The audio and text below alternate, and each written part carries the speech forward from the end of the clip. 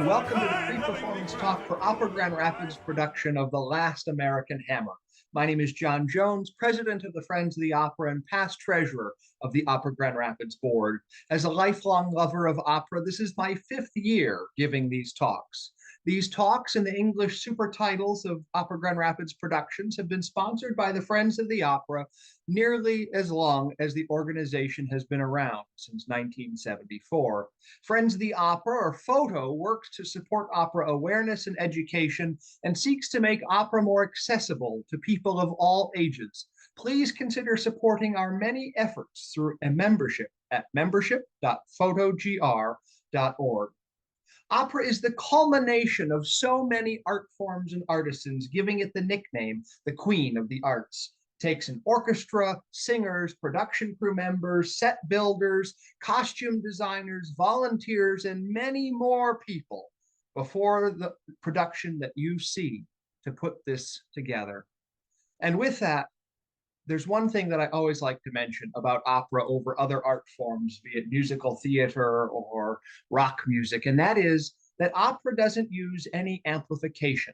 The singers on the stage, the musicians that you hear in the pit orchestra while they're playing or wherever they might be playing, are projecting based upon their body's own natural ability, not using any microphones or speakers. Now, ordinarily, these talks would be done starting off with a bunch of research, and I go down and get my giant stack of opera books that talk about the production that's about to happen, and I do a bunch of research online and listen to a lot of music and research about the time in history, about the composers and the country it was premiered in, and all sorts of things like that. But unlike those normal productions where a composer and a librettist have long been dead, these Matt Boresi and Peter Hilliard are still living. And I don't need to go to the archives to find out about The Last American Hammer. I was able to do an interview with the two of them leading up to this production. So without further ado, let's get on to that interview. Well, Matt, Peter, thank you so very much for joining me today. Matt Boresi, the librettist for The Last American Hammer, Peter Hilliard, the composer for the production. Thank you so very much for taking the time with me today to talk through about the two of you and also about this production that Opera Grand Rapids is about to do later this month in February of 2023. Thanks for having us. We're really excited about the production. We're excited to have a Midwestern production. We're excited to have a Michigan production for a lot of very specific reasons. We're delighted that Grand Rapids reached out and chose to do this show. Absolutely. And I'm sure we'll talk about some of those connections, the setting of being in Ohio and a couple of those things as well.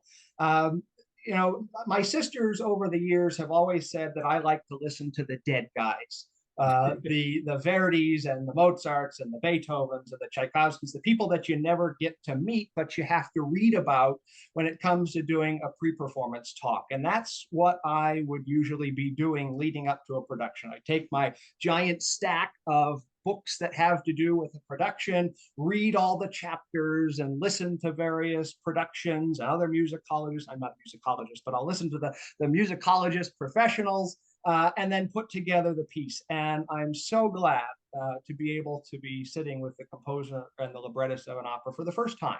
Opera Grand Rapids over the last couple of years has started their contemporary opera series, and it's great to be able to implement this as a new initiative. So thank you again. We're happy to not be dead. So I think right. It's nice to be alive. Yes, absolutely. And may you have many more years of collaboration together.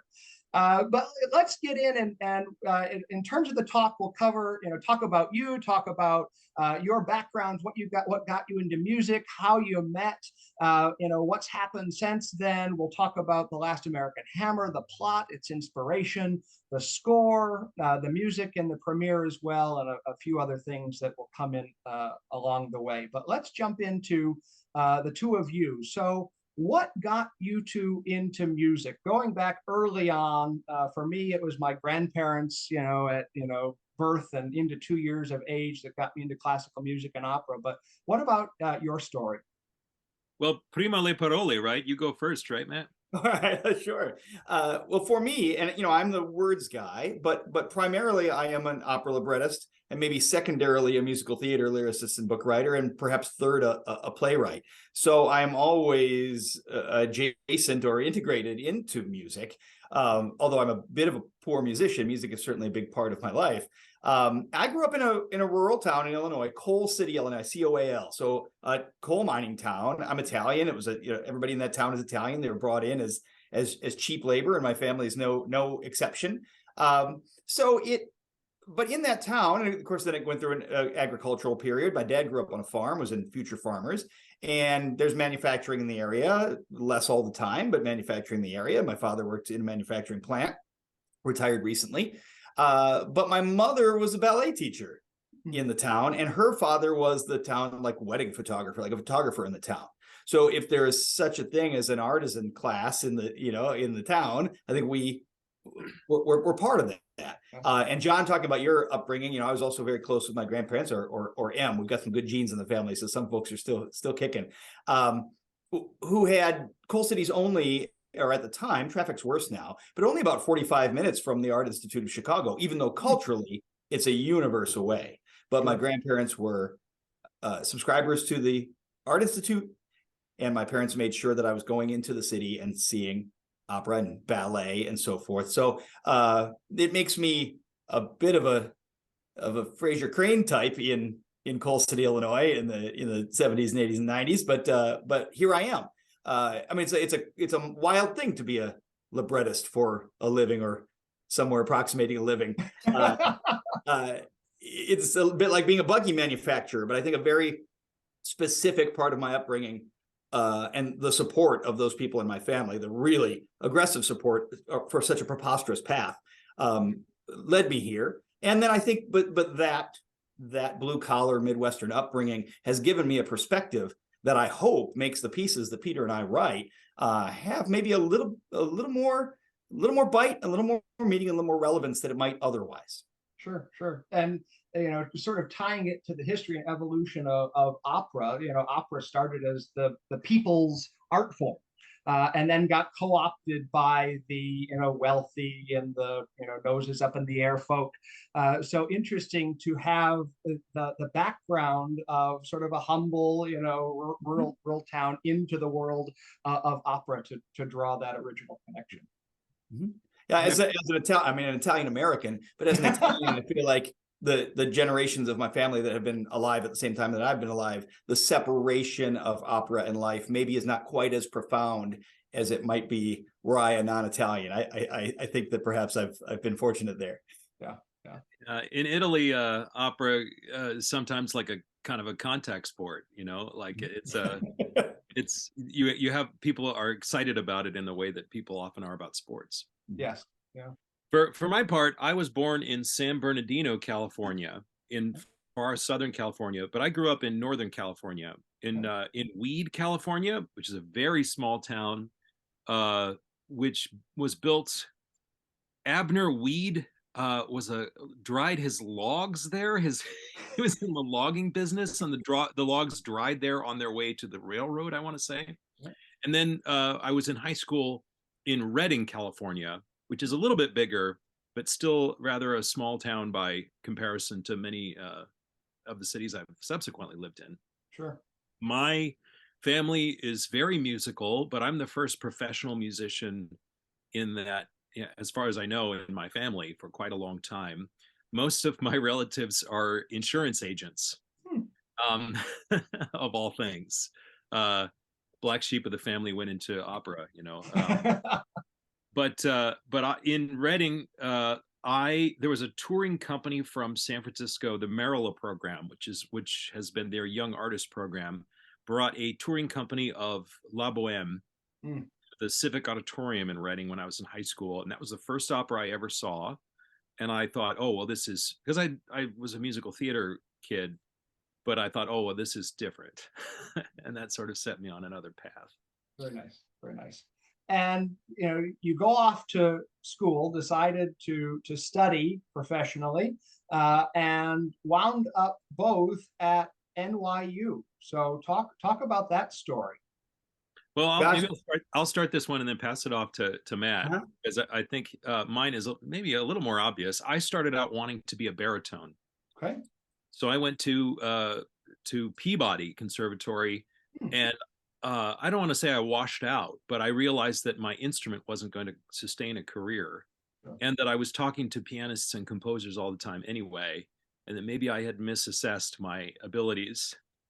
And so I transferred to the San Francisco Conservatory and finished my undergrad degree in composition, where I studied with David Conti and spent some time working with Conrad Sousa, both of whom are excellent opera composers.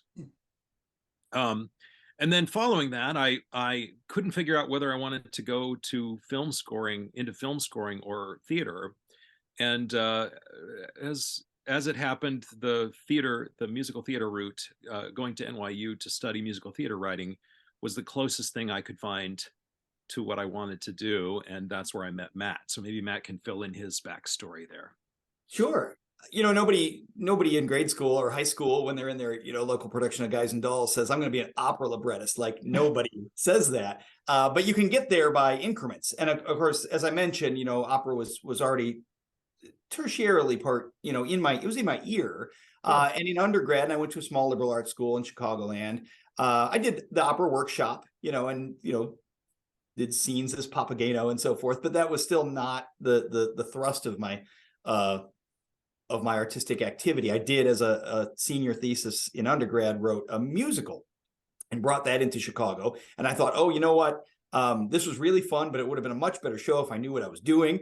Let me go to this MFA program and learn more about writing. And after undergrad, I was doing an internship at the Kennedy Center, and they had a cattle call for supers for a Zeffirelli directed Pagliacci with Domingo. And they said, if you look like an Italian villager, come downstairs and see if you fit a costume.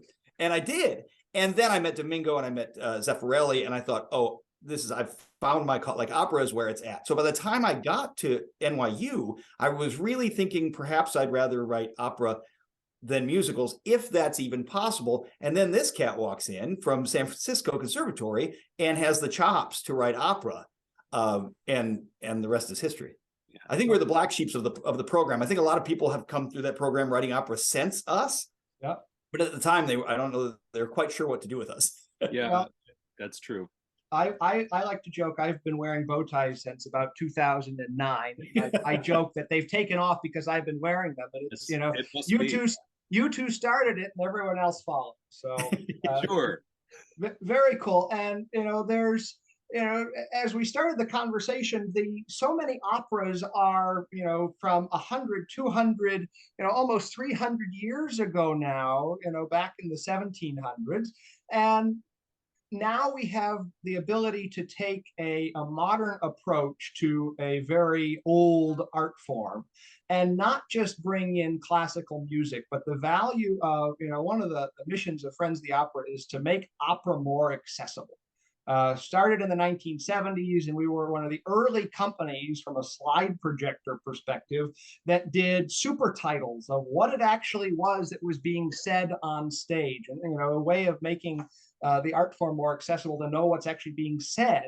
But how cool, between some of your collaborations, the bluegrass side of The Last American Hammer, and we'll talk more about that when we get into the production, but the blues side of Blue Viola, and to be able to compose operas and bring in non-traditional genres of music into the art form that brings people together that never thought that they were opera people. And finally, it might be the thing that really gets them into, wait, there's opera and blues? Wait, I've got to go see that. Opera and bluegrass? I've got to go see that. So talk about that, and what made you say, let's write a blues opera, because that's, you talk about, first you have to make the jump to say, let's do opera together, but then talk about, the bringing in of different musical genres. I think maybe that's I'll start this one again, Matt, and you can take it from there. Verdi was really interested in this sort of thing too, and he called it tinta. He called it the tint of a piece. Sure. That the music of a piece needed to match the story and the storytelling in a very particular way. And because he was so interested in that, that's why operas that Verdi wrote, which are chronologically adjacent, can sound so different, like Traviata and Trovatore, and what's the third one, man? My brain just right around that same time. It's Traviata, Trovatore. What's the third one that's like right next to it? It's not Boccanegra? No, oh, Boccanegra is on the other side of it. Anyway, you know, Verdi wrote really fast, and these operas, which are so close together, are sound a world different. Sure. Because he found something really particular musically in the storytelling that was distinct. And so Matt and we tend to write music based on that have stories that are current in some way. We are always having long sort of philosophical conversations about the things that we see in the world, and most of our recent operas have been in some way based on some real story. Sure. And because they take place in the real world, we want that music to be adjacent in some way to the worlds that they're describing, which maybe I'll throw that off to Matt. Sure. People talk about what is new opera, what is contemporary opera, what is American opera, because everybody says, hey, this is a new American opera, new American opera. So what does that mean? And we don't have an answer to that, but that is our journey, trying to write in whatever that could mean. And perhaps the definition will come out of our school at some point. All we can do is do the work, right? We can't sit down and say, I shall write American opera. I shall define American opera today. Sure. But certainly in the past, operas have spoken to their moment. The Mozart's, particularly the Da Ponte trilogy, those Beaumarchais plays that Figaro came out of, but also Così fan tutte, but also Don Giovanni, those spoke to the moment. Magic Flute spoke to the moment. It would have been recognizable that it's speaking to the popular conversation. So did Verdi's pieces. Verdi's pieces spoke to the moment. Menotti has some that do. I mean, hopefully every opera, no matter what the subject matter, has something that speaks to the heart or to the spirit, but what is actually speaking to the socio-political moment. And if you do that right, the piece will last forever, even though you wrote it to the moment. You just have to kind of go, and we'll let your biographers later decide if you did it all right. So Peter and I have been best friends as well as collaborators for many years now. And so we just talk, and the conversation frequently begins, what's on your mind?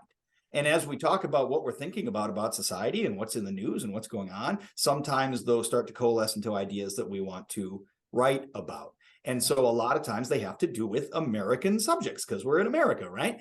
And if we're talking about the American spirit and the American history, a lot of the pieces seem to have to do with the effects of the very strident capitalism that we have in the US and the free market insofar as there is such a thing as a free market economy, and what it does to the national character. A lot of our shows have to do with cons, frankly, and I think a lot of American tales, from the Music Man to the Rainmaker to are about con artists or some kind of shell game. Because I think when you have a country that's founded on such aggressive capitalism, there's people always going to be trying to get rich quick, always trying to be a charismatic figure that can get rich. So these similar themes pop out a lot in our conversation about what we're going to write about that we think are American. Not that these things don't exist in other countries, they certainly do, but they seem to be very tied to the American character. And then we have to decide, okay, if this is a story we want, what's it going to sound like? And if it's an American story, there are probably American sounds that are going to come into it. We had a conductor say to us once, very early in our career, and I think it kind of smacked us when we heard the question, but it was a hell of a question. He said, what do you guys write? And we said, oh, we write new American opera. And he said, oh, Copland or Bernstein? And we thought, oh, okay, I see what you're getting at. If it's American, is it cowboy music, or is it music from the Black vernacular? And it's pretty hard to find music outside of those spheres that is defined as American music. Sure. So I thought of what Rigoletto is what I was thinking of, but in the case of Blue Viola, how we had this piece was about a viola that was sort of snatched up by a Maxwell Street junk dealer. Yeah, that's the birthplace of Chicago blues. Yeah. A piece about a viola on Maxwell Street that didn't reference the classical history of the viola or that didn't reference the world of Maxwell Street would have failed in its job of providing the proper tinta.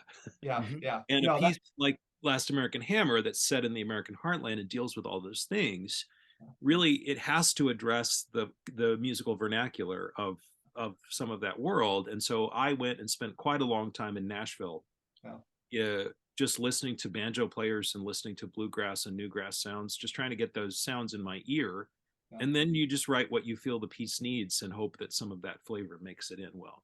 Yeah, absolutely. A couple of things to unpack there, Matt. You said, after you're, I perhaps didn't say this exactly, but after we're long and dead, they'll decide whether or not we, gave justice to what is or has become an American style of opera, and tying into my one of my other lives of volunteering as the docent of a Frank Lloyd Wright house here in Grand Rapids, perfectly restored.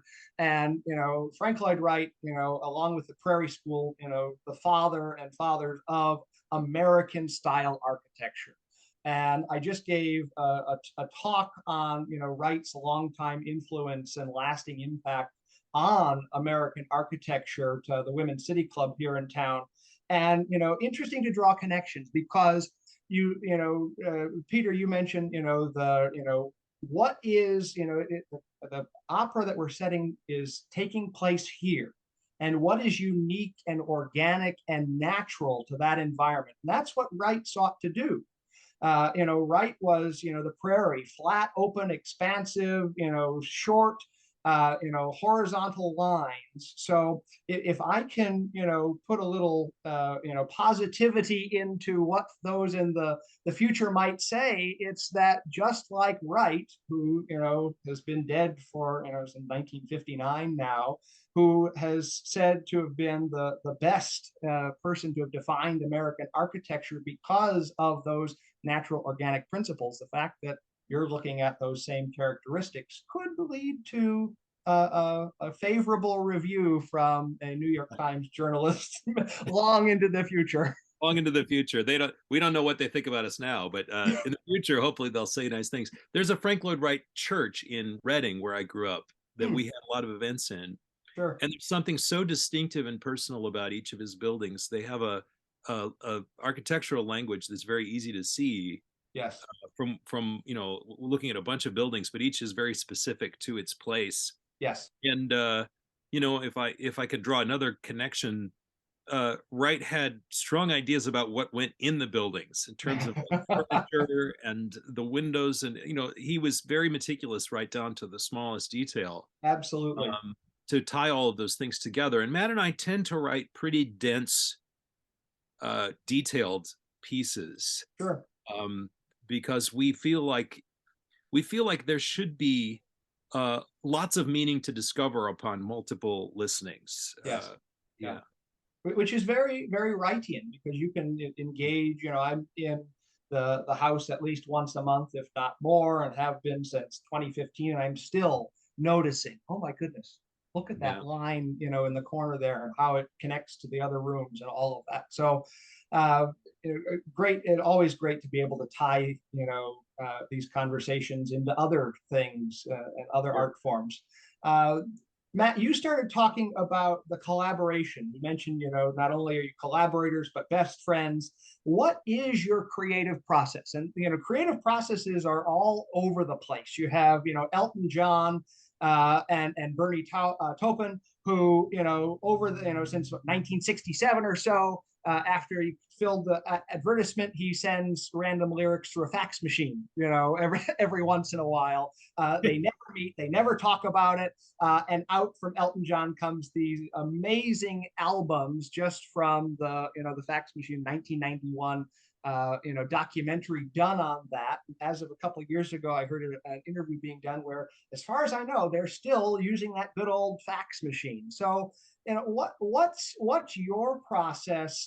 Is it a short one, a long one? Is it we work on it and set it down for years? And how does that work for you two? I'm really fond of our process, and Peter, jump in at any point.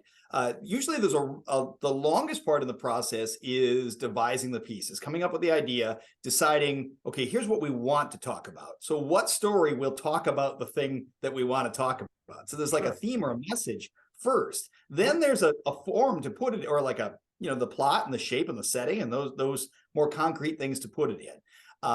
That has to be, and who, the people of the play, right? Who will they be that will make this message clear? What will they do that will make this message clear? Yeah. So the structure follows the idea. And then, of course, what musical forms at the same time as the place and the people and the plot are coming out, then how that is going to sound also starts to come about. And that can take years. So with Last American Hammer, we first wrote it down as a 1-paragraph synopsis and sent it to Robert Wood at Urban Arias on a list of possible shows in late 2015. And that piece premiered in 2018. Yeah. But once all that is, we do like to outline a lot. We do like form, we do like numbers. And once all that's put together and we start to actually write the piece, the writing of the piece is usually pretty darn short because we've done so much work ahead of time. Sure. There's a lot of ways that people come to opera. And I think frequently someone comes to libretto writing from poetry, and somebody comes to score composition from symphonic work and instrumental work. Peter and I really both come from the theater, even though we are on the music and word side more or less. And I've got a lot of music in my life and play a few instruments poorly, and he has done a lot of singing and a lot of acting. So when we're creating that shape and that sound, we are very much working together and deciding, is this an aria? Is this recit? What does recit even mean these days? What is the dramaturgical arc? We really work together on the dramaturgical arc of the piece. Sure. Then you can start to talk about words or music, what comes first, et cetera, et cetera. I think once all that theater is in place and all the idea is in place, then then there's words, then there's music, then there's more collaboration. Peter, how am I doing? Yeah, no, that's right. So, like, to give you a peek behind the curtain, Matt and I have had many conversations over the last few weeks about AI. Sure. Like a lot of people have. Yeah. And probably in 6 years, we'll have an AI adjacent opera. Mm-hmm. But part of what we're talking about right now is, what do we think about it, and what questions does it make us ask about what it means to be human? Sure. The economic ramifications of AI taking over work, jobs, all the fascinating things. We're just talking about them, like everybody is. But we're also thinking about other plays and movies and stories like Pinocchio and Pygmalion and sure. and the Terminator or whatever, stories that have also been about those things. And what did those stories reveal? And does the world need another piece that says what that said? What could we say that might be interesting and unusual and thoughtful? Yeah. And that's that, whatever that will be, is very early in the process. We have no story to speak of. We have, we're just sort of tossing ideas out. We're also writing a 1-act right now that is, the libretto is now complete. I'm scoring it right now. And it's about a guy who gets caught up in an internet scam for a 1 baritone and no other singers. And for that, the last bit of our conversation that we are currently having is how to keep this baritone from singing constantly from wall to wall. How do we keep the audience from getting tired of this baritone just singing all the time? Sure. How do we open up the stage and the space so that we're not just looking at the same thing all the time? We already figured out what we wanted to say a long time ago. Now we're in the granular details of how does the opera tell that story in the most effective, most efficient way, because we covered all of what we wanted to say years ago. Yeah. How do we convey it? It's how do we convey it and what's not being said. Was just having that conversation this morning of, the actors get paid by what they say, they win awards by what they say, by not saying anything at all. So right. Yes. And at that point, at this point, we're really like relying on our understanding of stagecraft and composition to make decisions that we know will be workable in the space. Sure. Because we're not writing a score to read intellectually. Ultimately, opera doesn't work unless it works on the stage. Sure. It's very different from other kinds of music. Yeah. And you mentioned the whole concept of Well, that story's been told about 12,000 different times in the forms of books, poems, auditory telephone games, opera, musical theater, play, television series. So to be able to take a new, different approach, for some topics that, like AI, you referenced a couple of, Pinocchio and others that, how do you put a different spin on it? And you mentioned at some point, our jobs going to be taken over by it? Chat GPT, I think that's the latest one that's been going on with the AI writing. I work in marketing, and a good portion of my role is writing. So if am I going to be out of a job? Who knows? Well, these are the really interesting questions of our time. Yeah.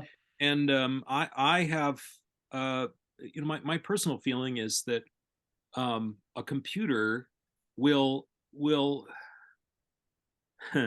what a computer writes will be less satisfying because the computer is not living a human life. Mm.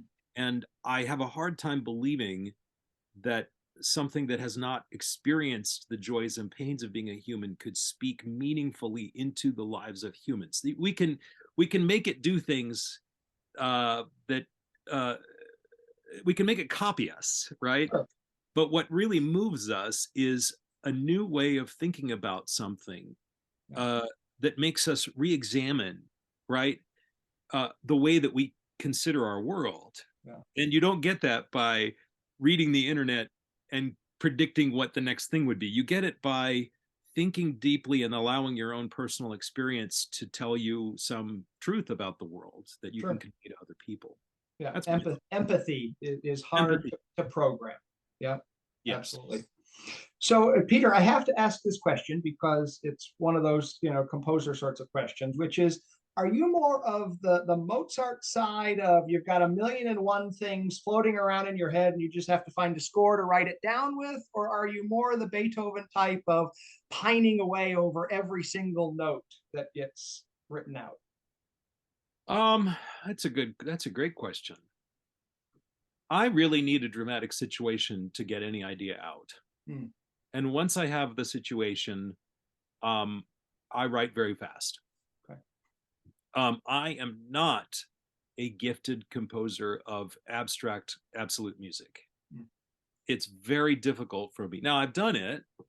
I mean, I've written orchestral pieces and concertos and things like that. I can do it well, but it comes very slowly to me. Sure.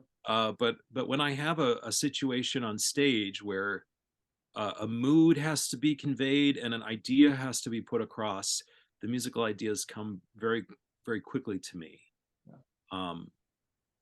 So from working with him, the score is extremely bespoke to the words in a way that's a huge gift to me, because I don't have to think, oh, I'd better get all the specific meaning into the words because there's just going to be abstract engines running under this. Sure.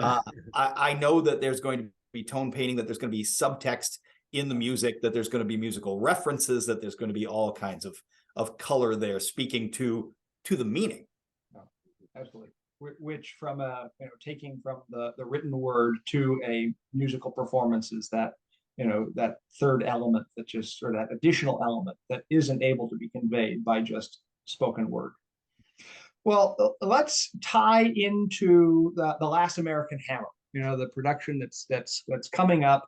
I'll start by giving listeners the synopsis that came from Urban Arias, where the piece was commissioned and premiered, and then we'll get into some of the questions, and you've covered certain elements of that, but let's jump in. So Milcom Negley, a one-man militia, rages against the tyranny of federal overreach. He is hunkered down in a rural Toby Jug museum where Tink Enrot, a mannered curatrix, offers him tea and cookies. And I'll stop there. I am a huge tea fanatic. And particular to the production, as I was reading through the libretto that I found on Urban Arias, I got a good chuckle. You talk about the fact that it's really a dramedy. It's a serious topic with a lot of humor built into it. And in the opening, the curator of the museum, trying to pacify Milcom is, has, here, dear, have some tea and cookies. And he's, well, is it caffeinated tea? Because I don't think I can handle that. So I brewed one of my favorite rooiboses. Yes. For the occasion, African autumn with some great notes of cranberry and orange in it. So Yeah. a little personal connection to my own life. But Milcom doesn't need any caffeine. No. He's already hopped up plenty. Not at all. That would be a different telling of the story, I would imagine. So Milcom is a 13ther, a conspiracy theorist who believes an obscure would-be 13th Amendment negates the authority of our government. He occupies the museum because it's the only place left in his failed town to receive federal funds from the National Endowment of the Arts, as a fun, interesting connection. A grant for the upkeep of a rare 17th century British pitcher known as Sir Oswin. Although Milcom expects to be swarmed by military drones, attention is paid only by Agent Reyes, while her accomplice enjoys a great meal of meatballs at a local restaurant, not thinking there was going to be need for two individuals. She's a young rookie field specialist. Milcom explains that the town's only major source of employment, a hammer manufacturer, has gone under, leaving the residents lost. He is armed with the last American hammer to roll off the plant's line and intends to hold a proxy trial against the US government using Toby jugs as physical stand-ins for a court. So with that, gentlemen, as the background, let's get into a discussion. As I mentioned, you mentioned previously some of the influences and elements and what got into it, but let's dive a little more, and starting with the fact that this is a chamber opera. So the score calls for 3 voices, a string quartet, mandolin, and a banjo. And having spent 4 years as the treasurer of an opera company, I absolutely love the fact that more and more chamber operas are coming into existence, because it means that companies can put on a great production without having to spend $250,000 that a Don Giovanni or a Turandot. Well, Turandot is a whole other story. Add another $100,000 to that. We just did that last season. But the why a chamber opera? What is it about a chamber opera? And that seems to align more with the productions that you do. But why chamber opera is particularly for this?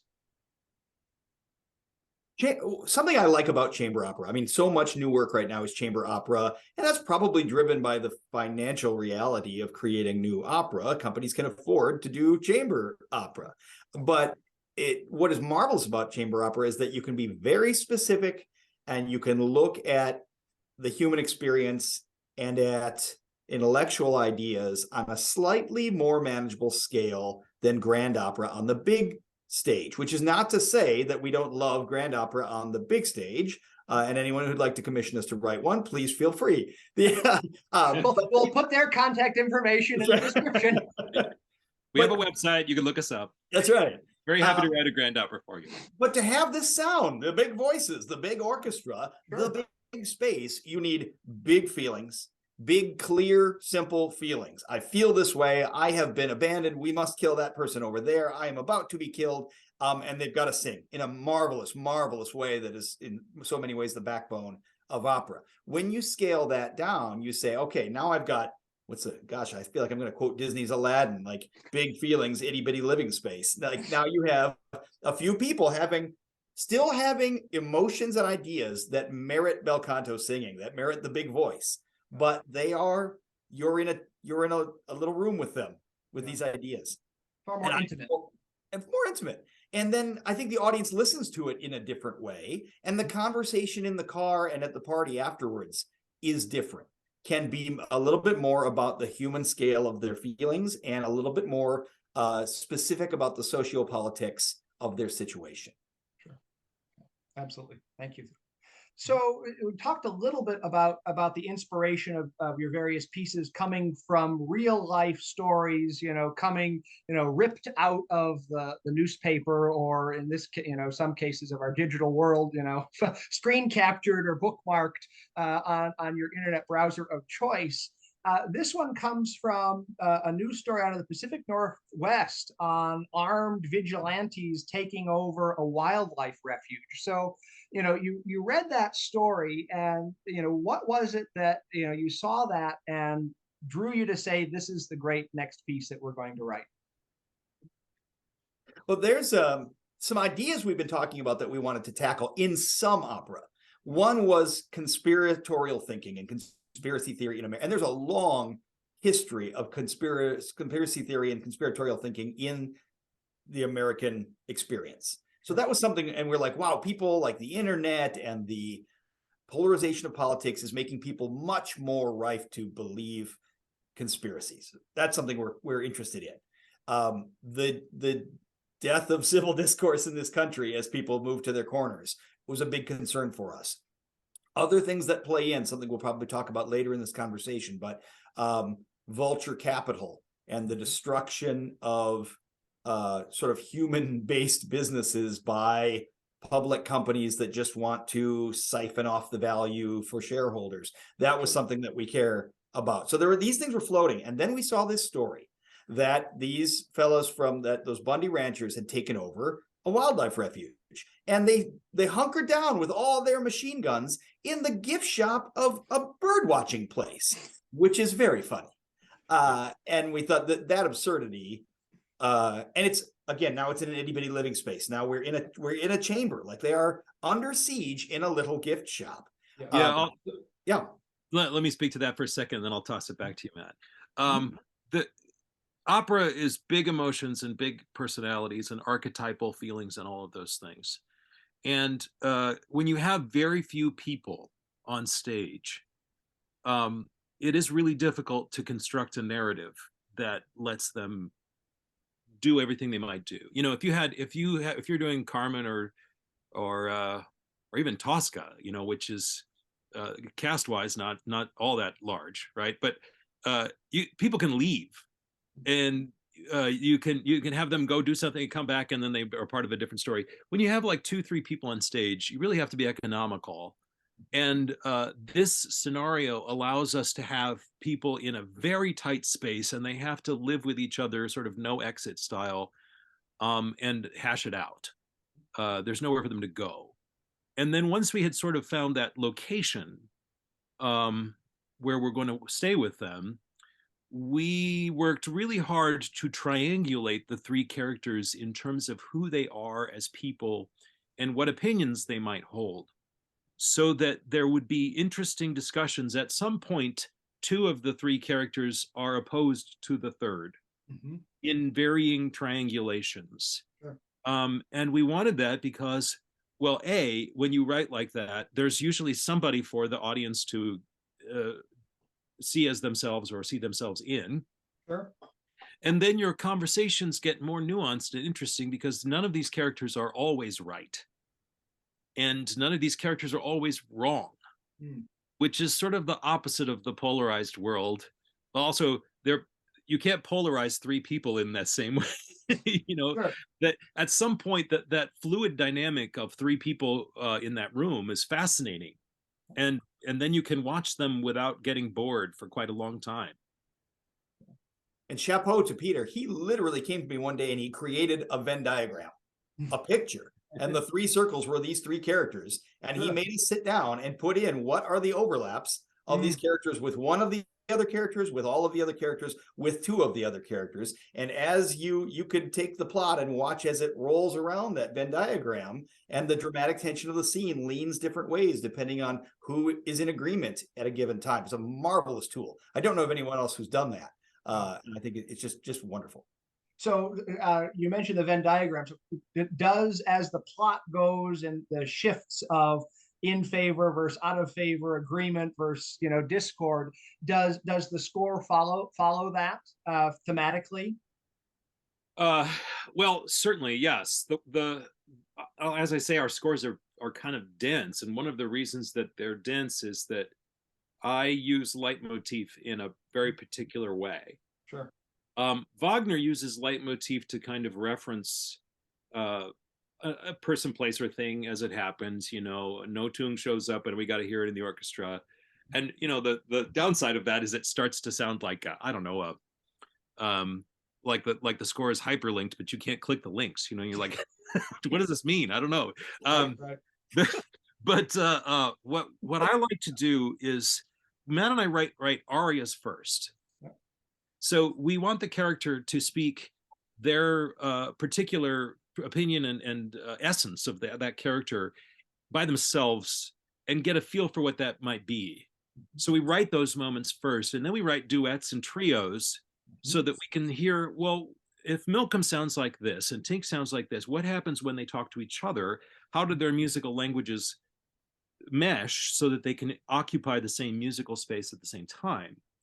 And then only at the very end do you get all the balls rolling at the same time, so that when we get to the end, I have musical material that references what this character has said about X and Y and Z. And so there's a lot of kind of musical references across the score that relate back to other things that we've heard. And I don't expect the audience to hear all of those things. But it's more of a question that as you get toward the end of the show, there's very little new musical material happening. We are seeing the kind of culmination of lots of different musical threads, which are kind of coming together to complete the musical narrative. Sure. I don't know if that makes sense. No, it absolutely does. And you mentioned the fact that it sort of happens without the audience knowing, but so many of those things happen subconsciously. You've almost imprinted this idea, and now we bring it back. From an advertising perspective, you have sort of the little insert clips in you want to sell lemonade, so the advertisement has the desert scene, and one of the frames has a big juice, dripping jar of ice cold lemonade. Deceptive advertising, but from a musical perspective, being able to do that kind of imprinting with a certain message and then bring it back later at a point. Sure, or in a less nefarious way, when you watch an ad at the Super Bowl and it's 2 minutes long, then you watch the next week and somehow it got shorter. I'm talking about, and then pretty soon they're showing you a 15-second version of this ad, Sure. and that's because your brain goes, "Oh yeah, that ad." Yeah. But it does the job without paying for 2 minutes anymore. That's how it works in an opera too. I've spent quite a bit of time with this character, and when I hear that musical motif, then it's related to this particular idea that he's hopefully conveyed expressively. When that thing comes back briefly, I go, "Oh yes, right. That's tying back to the way that he felt about XYZ." Sure.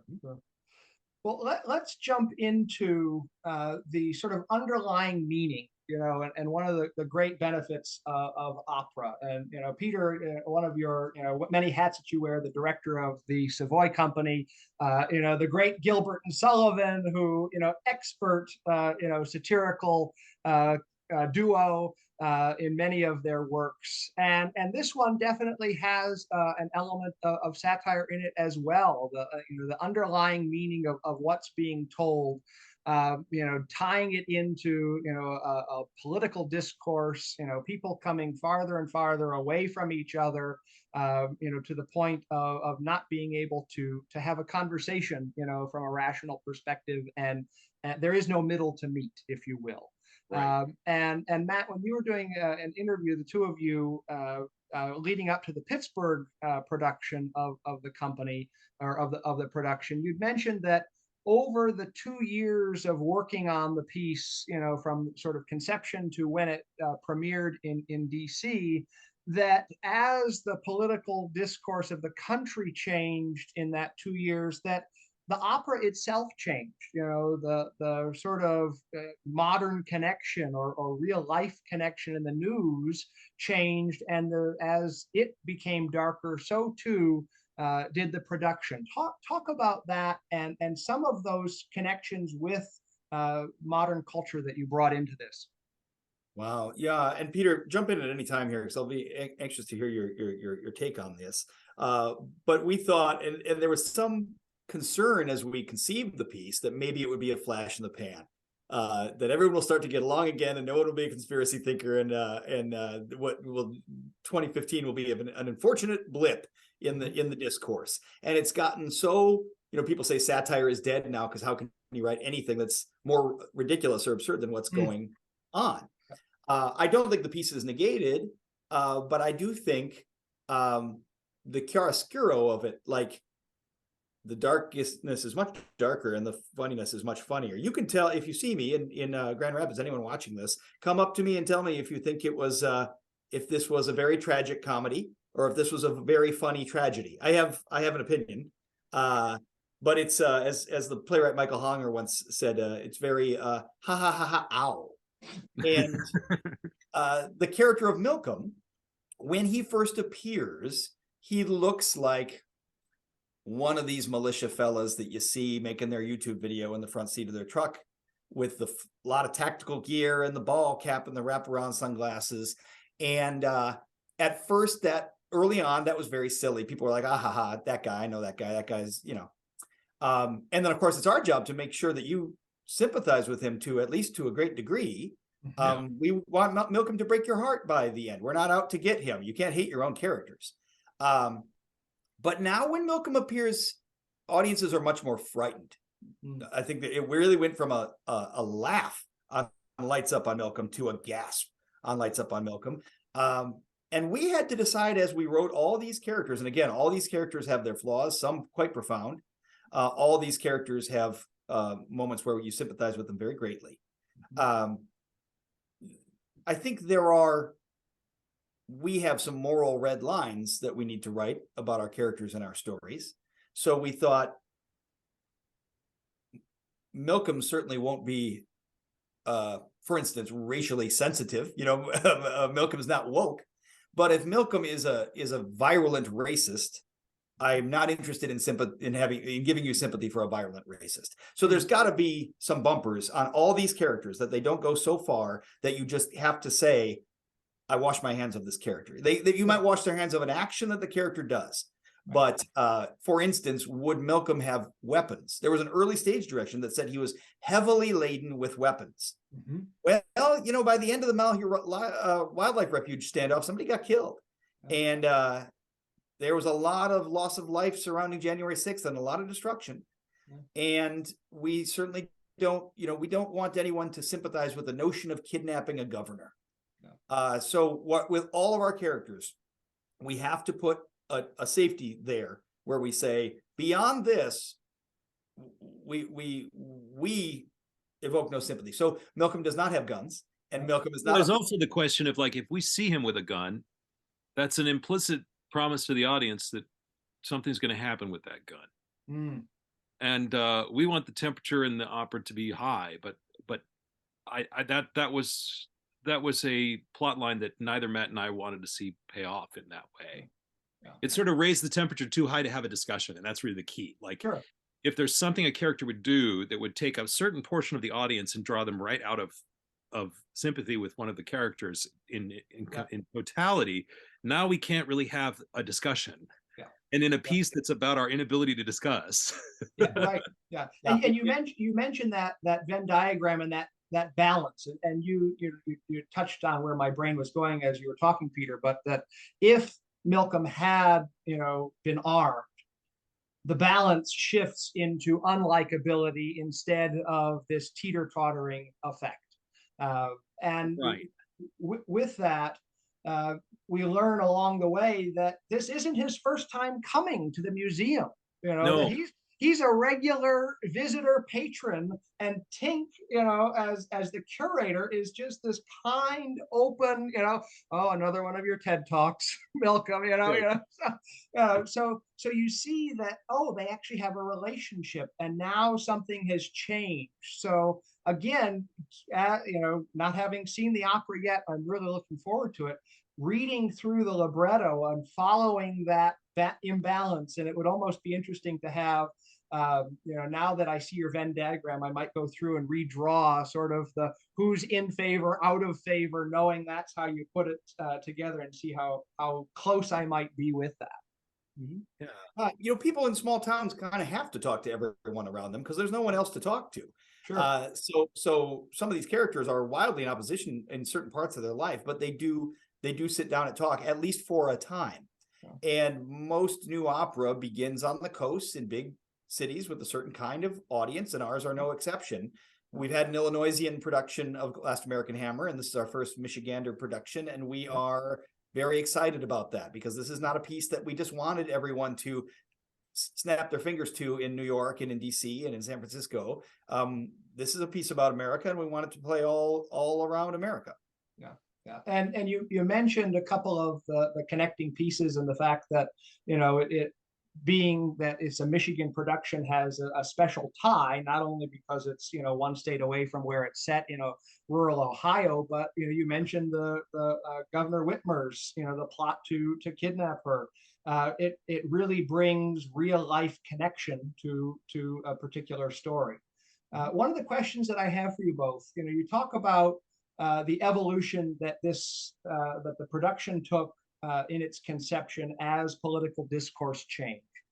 Now that we're in January, or for now February, hard to believe, but February of 23, 2 years after the January 6th invasion of the Capitol, which continued along from, this premiered in September of 18. So 2 years, about a little more than 2 years after that, comes January 6th.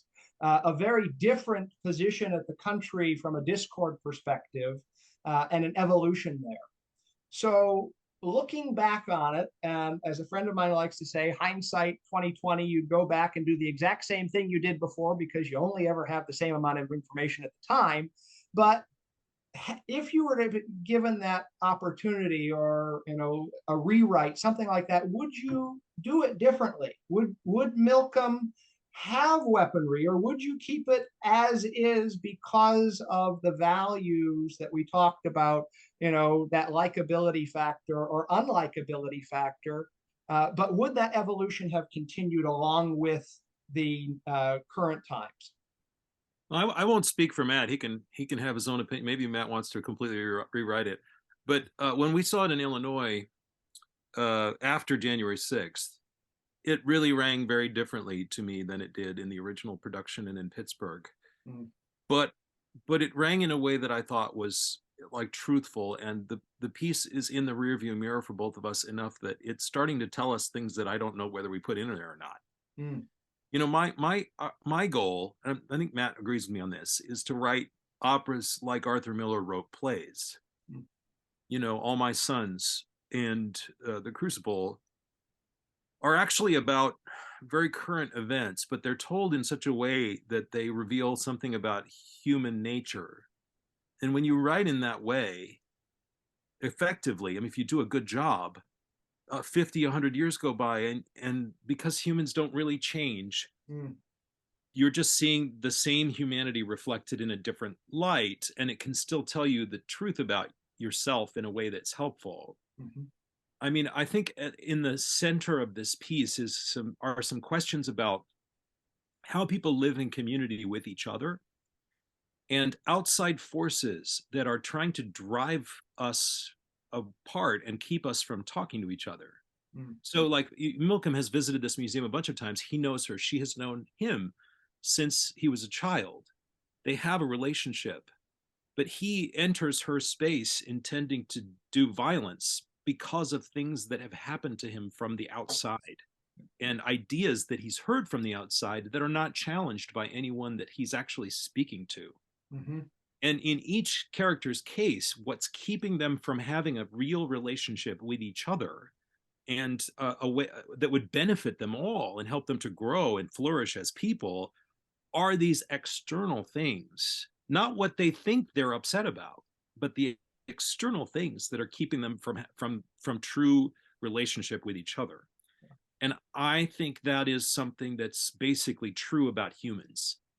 And I think like post January 6th, some of these polarizing things are ostensibly in the rearview mirror, but in another way, no, they're not.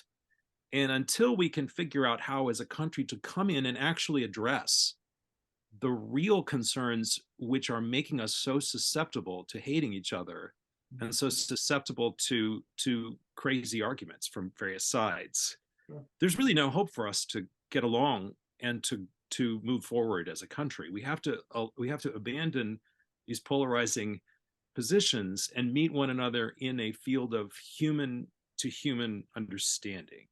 And so, like, will the piece make me cringe? Absolutely. But that's what art's supposed to do.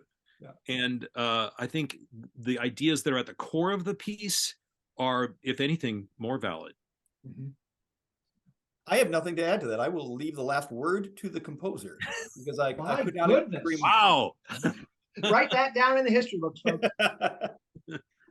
Wonderful. Well, thank you so very much, gentlemen. Matt Boresi, librettist, Peter Hilliard, composer. Really appreciate you taking the time and unpacking this production. Can't wait to see it in person and meet you both in person. I do have one last question, though, which ties back to our original, I was just this kid from, the Italian coal mining town and wound up being the librettist, or here I am, a California boy who turns into an opera composer. And what, because there aren't enough, of you in the world. There aren't, there are many young people who think they have this aspiration and aren't sure how to connect those incremental pieces. So words of wisdom to those who think, well, I just can't do it. There's no way. What words of wisdom might you have for those people? Well, go ahead, Matt. Let me start in case Peter is better than he can. Impossible. You're the word guy. Come on. He mentioned AI, and I think that if the machines don't replace us, they won't replace us because of that special stew that is each one of us. And would it on some level have helped my career arc as a librettist if I were a Park Avenue guy whose dad was a composition faculty at Juilliard? Perhaps, it would certainly speed things along. But would I have these same things to say that I desperately want to say? No. And I think if you are going into the arts, who you are and that absurd stew of contradictions that is the person, that is the single greatest value that you have, is who you are. And then of course you got to build a whole bunch of skills on top of that and be good at making art. But all those skills, what are they doing? They're expressing what the person has to say. So you have to embrace the absurdities of your existence and the truth of your upbringing, because that's where the value is, and that's what will keep the evil machines at bay. I'm not worried about the machines. I think I'm safe. I've heard some AI music, and so far I think I'm in the clear. That's a crazy question. I agree with Matt very strongly that you have to be an interesting person and have interesting thoughts. Mm-hmm. Like, I can't imagine a composer who is boring to talk to and writes good music. I just don't see how that would be. Maybe I'm boring to talk to and I just don't know. It's totally. But so you have to be doing pretty okay. Thank you. You have to be an interesting person, and then there is a lot of craft. Learning how to write for the voice, learning how to write for instruments requires a lot of study. And composers have to be okay to spend a lot of time by themselves with a pencil and kind of think thoroughly about things. That's actually one of the reasons why I was never going to be a good opera singer, because I want to think about it and go over it and over it and over it. Opera, for the singer, it happens in the moment and then it's gone. You have to be able to paint in the water and have it go away immediately, But then the other thing is that you have to be a collaborator. And you have to have a lot of patience. If you're the kind of person who wants to get things done quickly and have your way, this is the wrong field. One of the reasons that Matt and I get along so well is that we trust each other's opinions, and we're candid and forthright with each other, and we listen to each other. And even though we're very different people, the piece needs to reflect both of us. Mm-hmm. And we have to leave room for the other. I have to leave room for the singer to make some statements and to be their own person, to bring whatever they have into the role. And so the successful opera composers and librettists are people who are not easy necessarily, but who are fun to work with, and who are collaborators, who are scrappy and patient and play the long game. Mm. because it takes forever to get established as an opera composer and to meet the people who can move your career forward and want to hear what you have to say. Like we owe so much to Robert Wood at Urban Arias and to a number of other collaborators who have stuck with us and asked us, hey, what are you working on? What do you want to do? Let's hear it. Because that's where you learn. You know, you could go to college and learn a lot of skills, but you never learn more than when you're actually doing it and things don't go the way you wanted them to and you need to rewrite it quickly. Sure. That's where you learn how to really do it.